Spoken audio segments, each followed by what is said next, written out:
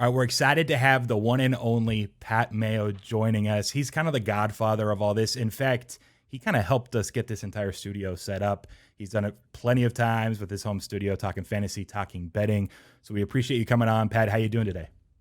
One thing I did not anticipate was not being able to use my normal camera, having to switch cameras, and then you Ah, seeing the minutia of the set. That's not good news. it could be worse, man. It still looks sexy. I love the video games. I know it's to your left. You got Tecmo Bowl up there, I believe. I know it's not in the shot right now, but I'm old school Nintendo as well. I grew up. Those are my roots, so I dig the backdrop regardless. Yeah, I'm all NES, I'm all SNES. A little bit of N64 towards the end, but then that Okay. was about it for me in video games. That's not bad, man. So you ready? We're going to talk football to start. I want to throw a few of the kind of bigger storylines that we've heard in the last month, and you can kind of give us your macro vibe, whether it's sports betting related or fantasy related. Either of those are good. Anything where you think there's some value.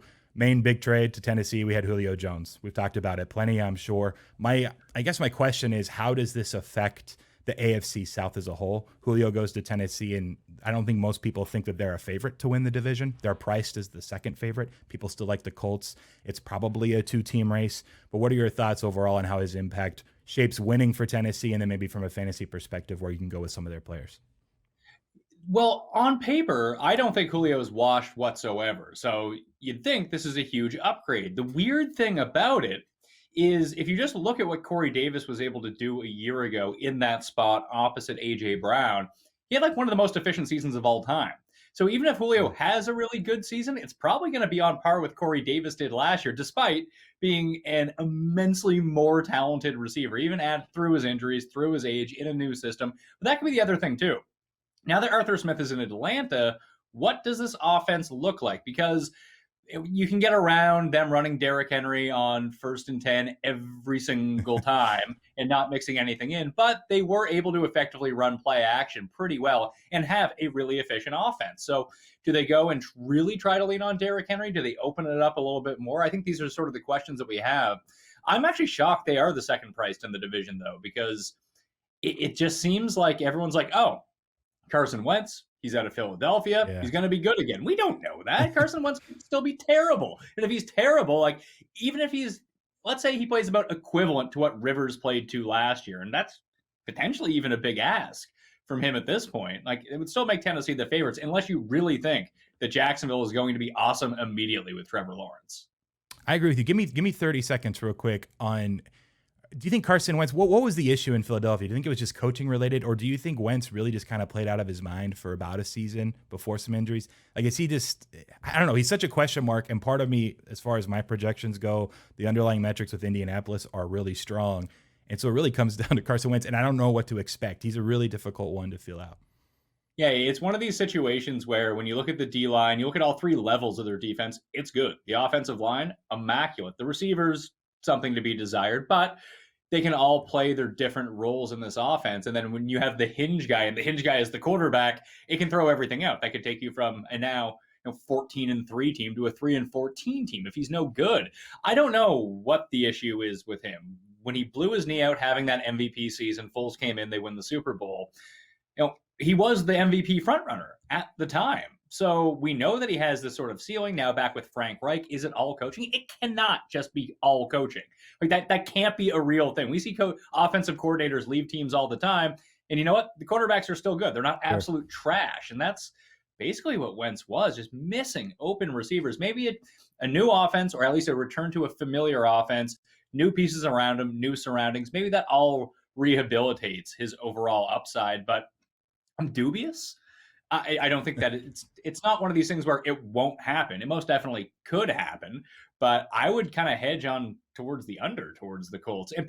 But now it comes back to your thing where when you look at the rest of their team, is the rest of the team good enough to make up for some of the deficiencies that Wentz has? Like if you asked Wentz to just be Jimmy Garoppolo or even a Trent Dilfer type of quarterback who's going to manage the game, make a throw or two downfield to keep everyone honest and not turn it over. I mean, the Colts will be really successful with a quarterback like that.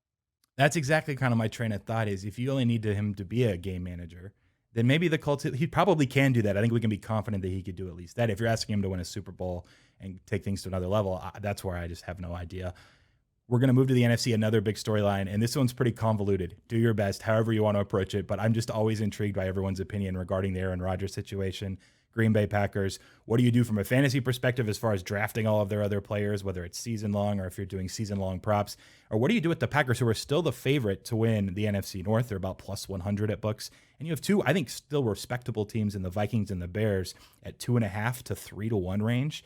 That personally, I think either of those really have a shot if Rodgers just ends up completely not playing this year. I would go with Minnesota between those two, unless you really think that Justin Fields is going to take over that job in Chicago and really run away with it early. It seems like they're weirdly committed to Andy Dalton, which, good for the Bears. That's just fantastic. Fantastic idea going into the season. Use a top 10 pick on a quarterback, then not play him for a guy who's trash at this point of his career. The Vikings, at least, if they just improve slightly on the defensive side of the ball, which you think that they should with Mike Zimmer, then they're probably going to be pretty good. Kirk Cousins is like in that Matt Ryan zone of, he was good. He had one really spectacular year, and then everyone based him against that year for like the next 2 years, and it seemed like he was kind of trash, but he's not. He's just a really good quarterback, and he makes a lot of really good downfield throws. I think their offense runs pretty effectively. Now that they don't have Kyle Rudolph, the best part is they don't have to use him anymore. They can utilize Irv Smith. They can play 12 with Tyler Conklin. So I like the Vikings if you're going to go to that. I have no idea what's going to happen with Rodgers. I think he might just sit out. And then as it shakes down to fantasy, you're looking at Aaron Jones. It probably limits his overall upside, but he is the one the least affected by it. Devontae Adams is clearly affected by it, unless Jordan Love is exactly as good as Aaron Rodgers has been for the past 4 years and throws to him 35% of the time, mainly in the red zone, because that's the red zone move. Throw to Devontae Adams. That's where so much of his fantasy value is derived from. So that entire situation scares me a little bit. I don't have him as my number one receiver going into the year, which he probably should be if all things were created equally and we knew that Aaron Rodgers was playing. But I think that you have to factor that in. Like when you're going into best ball drafts or season-long drafts right now, I mean, the best move is to just wait until the end of August, and then maybe you'll have a clearer picture about the entire thing. But in terms of Devontae Adams, give me Stefon Diggs over him right now. Give me Tyreek Hill over him. Maybe give me Calvin Ridley over him. He'd probably still be number 4. That tier of receivers is at the very top for me. But I think that he comes with substantial downside if Jordan Love ends up starting and Rodgers ends up sitting. What do you think that the Packers can actually get for Aaron Rodgers right now? The ask is so big that it seems kind of ridiculous that they should have just done this a month and a half ago at the draft and they would have got great pieces. And the longer they wait, I feel like it always is the worst. It's the same in the NBA too. You feel like these trades where players say they want out or they're not going to play. And if they had just traded them right away, or especially during the draft, I think that's a great point. They would have had a lot more value coming back. Now they're in a spot where they probably don't want to deal him because they see some of the offers coming in and they're like, this doesn't even make sense for us. We can't rebuild off of this. And why do we want to give up Aaron Rodgers? So yeah, I'm really intrigued to see where this kind of goes. And there's so many pathways and avenues for Green Bay this year. Just in general, macro, Super Bowls, I guess we'll say, which team do you think of these? I'll read down the list on the board of the favorites. The Chiefs and the Tampa Bay Buccaneers, they're going to be contenders, absolutely. But this next tier of 5 teams, who do you think of these 5 as getting too much love? The Bills, the 49ers, the Rams, the Ravens, or the Browns? It's probably the Niners. Just everyone is they're giving them a write-off for last year, which is probably warranted. They lose their quarterback. They lose 80 guys on the roster, including all of their best players, and they're not very good. So, and we just saw them do a massive turnaround and go to the Super Bowl 2 years ago.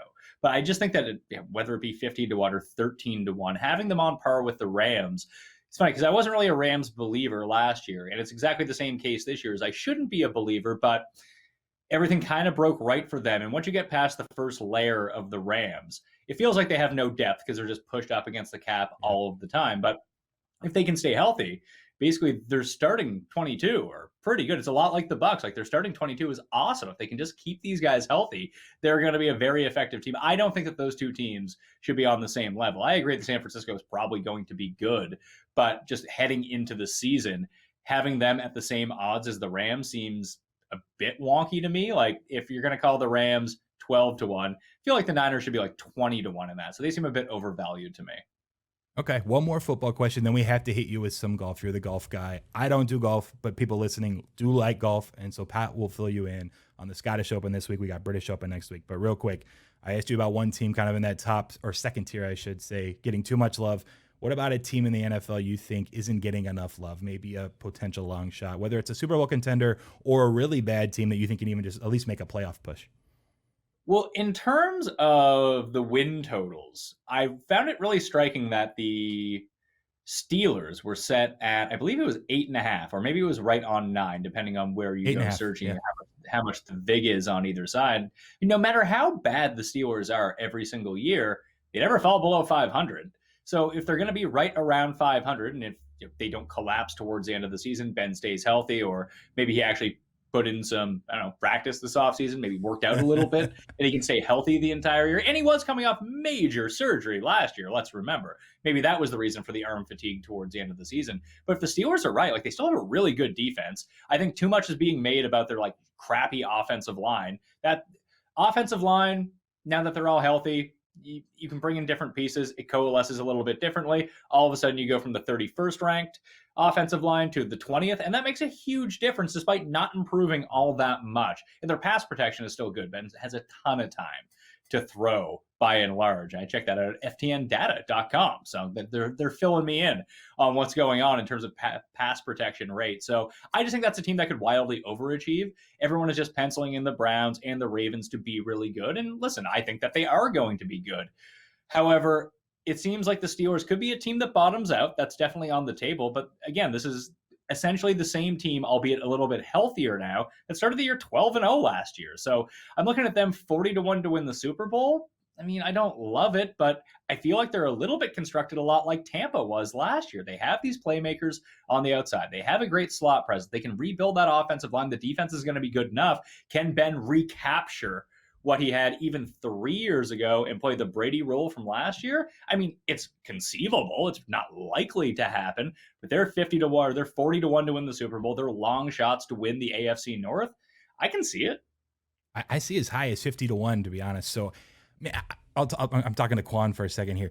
I love this one because all the contrarians, I feel like the last month breaking down NFL have been like, wow, this is finally the year the Steelers won't go 500 because they always do. They always find a way, whatever.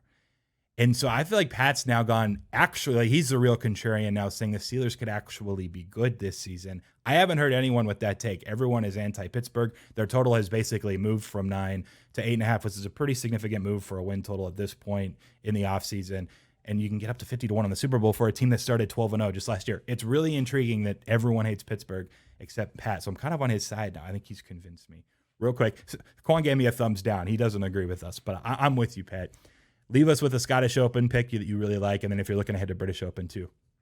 So British Open's going to be tough. A lot of it's going to be predicated on what happens this week at the Scottish, because there are so many players. Like the John Deere Classic is going on. That's all fine and dandy. You want some bets. You bet Siwoo Kim. You bet Kevin Na, and you move along your way. You maybe Shez Reavie at 75-1, or play that top 5, something like that. It's a pretty low stakes tournament. The winner does get into the British Open next week. Scotland now has Rahm, Rory, Morikawa, Xander Schauffele, Justin Thomas. They have a very high, like better than most North American tournaments that we're seeing in terms of strength of field over at the Renaissance Club in Scotland this week. So Rahm, coming off the U.S. Open, is now a gigantic favorite over there, which he should be. He's the number 1 player in the world coming off a major. I get why he's the favorite. Golf is a little bit wonky when you talk about favorites, because when you think about actual win probability between these guys, there's really minute differences because no one's really a favorite to win a golf tournament. When you have someone who's 7-1, I mean, what are his actual odds to win this tournament outright? Like 8%, maybe 7%. It's definitely not like 15%. Something crazy like that. So the very top of the board gets skewed in golf, but the one guy who just seemingly has fallen down is Justin Thomas. The last time Justin Thomas was 20-1, I made the rule. Like anytime he gets a 20-1, you just automatically bet him because he's the 4th best player in the world. When his irons are on, actually, when he makes putts, he wins tournaments. That's essentially what it comes down to.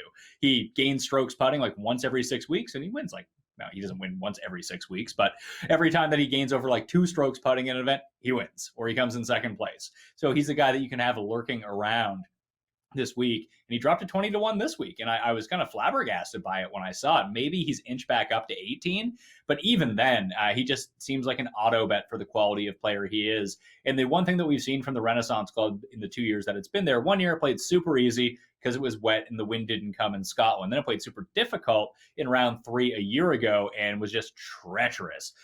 40-mile-per-hour winds, pouring rain, people couldn't do anything. And then it was more of a survival mentality. But the one thing that really stood out to me is when you looked at the numbers, approach play and around the green play were the two main cogs to the top of the leaderboard. No one on the planet does both things as well as Justin Thomas. And you're getting basically double what he normally is at any other tournament, which I found super weird. So Justin Thomas is my value play and play for me over there. Other than that, Martin Keimer is 70-1. He needs a top 10 to get into the Open Championship. He hasn't won since the U.S. Open in 2014, but he continues to climb his way up leaderboards in Europe right now. No one's really paying attention to the European Tour, but Keimer's playing some good golf at the moment. If you need an absolute bomb, probably a better top 20 player or first-round leader play, the Aussie, Maverick Antcliffe.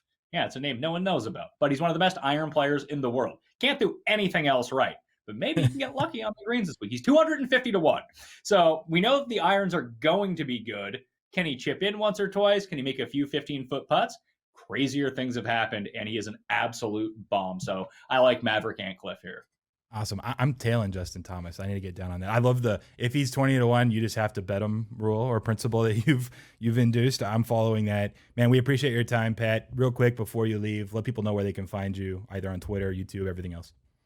Yes, at the PME on Twitter, where I'll barrage you with spam tweets all day long. But if you really want to check out the show, you can download the Pat Mayo Experience wherever podcasts are available, or just check out the Mayo Media Network on YouTube. We have a string of 10 shows up there right now. Everyday Wimbledon, Everyday Euro, although that's obviously coming to an end right now. Fantasy football season has launched. We have 3 golf shows, one is my show. Wow. We have another show, and then one covering the European Tour. The Dogger Pass podcast, mainstay UFC show, has a big week in store with Connor being on the card. So we're going to have 2 or 3 videos and podcasts up about the UFC this week as well. So plenty of stuff. We have MLS picks out today.